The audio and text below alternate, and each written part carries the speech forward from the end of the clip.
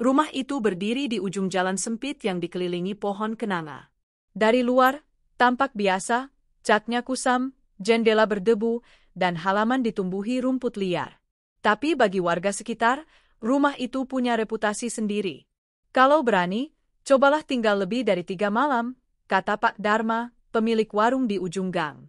Arif, guru muda yang baru pindah ke desa itu, hanya tersenyum. Ia butuh tempat tinggal murah, dan rumah itu ditawarkan dengan harga yang mustahil ditolak. Hantu nggak bisa ganggu kalau kita niatnya baik, ujarnya ringan. Namun begitu malam tiba, keheningan rumah itu terasa aneh. Jam dinding berhenti berdetak, udara dingin tanpa sebab, dan di atap terdengar langkah kaki kecil, padahal tak ada siapa-siapa di atas. Malam kedua, hujan turun deras. Arif sedang menulis di meja ketika 3 ketukan terdengar di jendela kamarnya. Tok, tok, tok.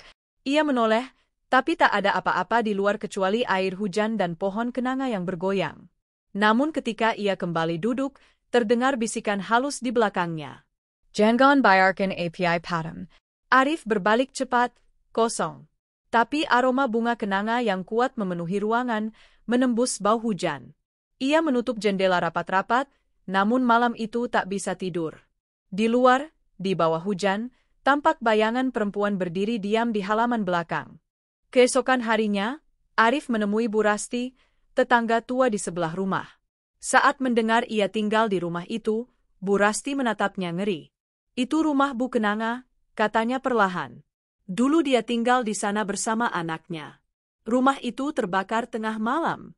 Mereka bilang dia mencoba menyelamatkan anaknya, tapi tidak ada yang keluar hidup-hidup. Arif diam. Tapi, kenapa orang bilang arwahnya masih di sana? Bu Rasti menghela napas. Karena sampai sekarang, tak ada yang pernah menemukan jasad anaknya.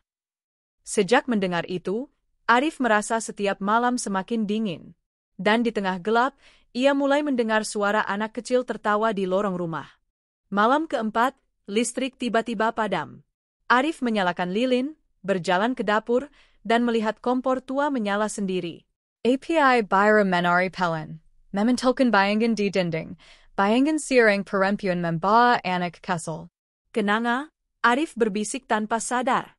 Tiba-tiba, sosok itu menoleh.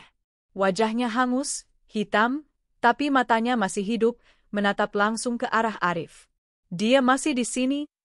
Lilin di Tanggon Arif Padam seketika, meninggalkan rumah dalam gelap. Suara tangisan anak kecil menggema di setiap sudut ruangan. Dengan tangan gemetar, Arif menelusuri dinding ruang tengah. Ia ingat sesuatu. Bikas tambalan besar di tembok di kat pintu belakang. Ia mengatakannya pelan. Duk, duk, dan dari balik dinding terdengar ketukan balik. Arif mundur, ketakutan. Tapi sesuatu dalam dirinya memaksa untuk membuka. Ia mengambil palu dan mulai memukul dinding itu.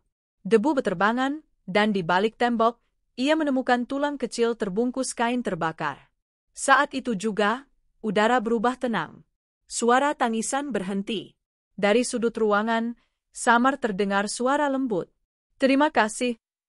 Keesokan paginya, warga menemukan Arif duduk di teras, wajahnya pucat, tapi matanya tenang. Rumah di ujung jalan kenanga akhirnya sunyi, untuk pertama kalinya dalam puluhan tahun.